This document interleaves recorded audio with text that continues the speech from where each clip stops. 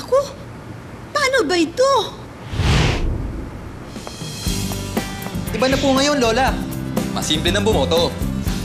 Gaya nitong balota, shade lang ng buo ang oval na katapat ng kandidatong iboboto. Huwag kukulangin. Dapat buong buo. Pero mag-iingat din. Huwag mag-overvote. Isang oval lang ang shade sa mga posisyon na isang kandidato lang ang ihahalal para mabilang ang boto. Ang simple? Iba na nga.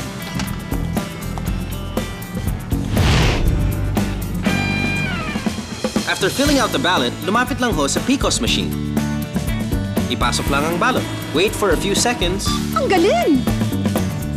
After that, magpamarka na lang po ng indelible ink sa kanang daliri. Ang dali! Iba na yun!